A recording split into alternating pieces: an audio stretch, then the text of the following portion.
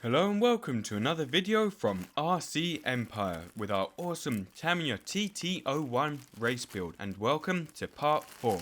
Now we are full steam ahead with this series as we are rapidly approaching the first race of the season. So we will, for the next few weeks, be releasing predominantly TT-01 videos with a few other special ones thrown in for good measure, including our mega Kyosho USA 1 restoration project, which is a monster of a project. But for now, in this video we will be doing a double unboxing of just a few more of the goodies we will be using for this build, before we fit the motor and ESC in the next episode. So firstly, we have some Tamiya tape. Now this tape, as you saw with our RS200 restoration, is excellent and some of the best you can buy, giving you almost zero paint bleed under the tape. So we will be using this when we come to paint our chosen body. And we've got 10mm and 18mm tape with the little dispenser. We've also picked up these little Tamiya polishing sponges, which you can use with the Tamiya polishing compound, and we will more than likely use these with a couple of Airfix models we've got ready to build. And if you do want to see these in action, drop us a comment down below and let us know, and we might try and do something cool with them.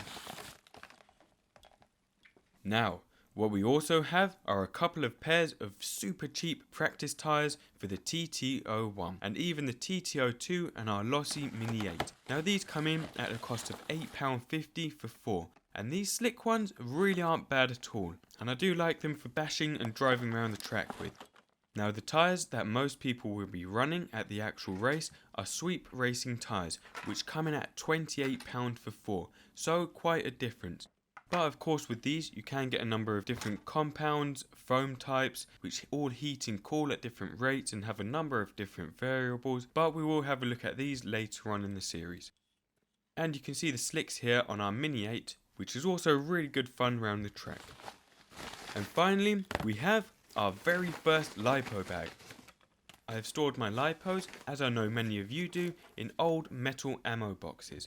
But for the purpose of the race, it is a requirement that all LiPos are charged in the LiPo bag, which, in the interest of safety, is a very good rule. So we've gone with this Fusion RC one, which is 23 by 30 centimeters and only costs around £6.50.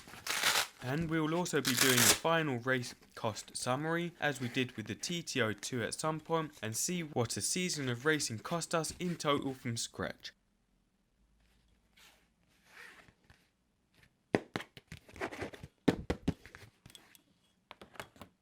And finally, our LiPo, which I'll show you in a second in more detail, because we've actually bought a second one in the second package.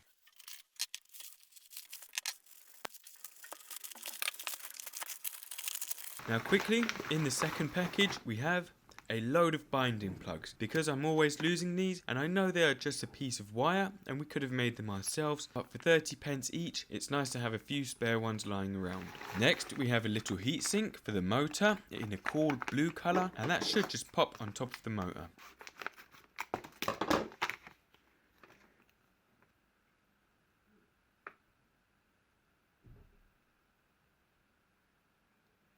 And finally, the second to last thing in our package, our battery, the LiPo we will be running for the race series. And we will show you this in more detail and why it is so good for the TT-01 later on in the series, but this battery is great. It's a Core RC 4000 mAh 2S LiPo. It's the perfect size for the TT-01 and it's quite lightweight too. So we plan to have 2 of these, or maybe even 3 at the track with us, depending how it goes on the race day, and charge them between races on site with a portable charger, cycling between the 3. And these come in at a cost of around £33 each. And of course 2S is the limit that we are allowed to race with. And what's excellent with these is that we'll also be able to use them with the old Tamiya cars with a round or smaller battery slot. And finally, we have taken the plunge and picked up a new receiver, and decided to change the radio gear on the TT-01. As mentioned in the last video, we are still having trouble with losing signal, resulting in us driving straight into the wall a couple of times. So we've picked up a new receiver for our Futaba 3PV, the same one we use with the TT-02, and we will be fitting this in one of the coming episodes and taking a detailed look at it and the binding procedure with the 3PV transmitter. But that's it, a lot of bits and pieces for our race build, and this should really be an amazing little car once we're finished. So do look out for the coming videos, and in our next episode we will be fitting our chosen motor. So please rate and subscribe. Thank you for watching, and see you soon.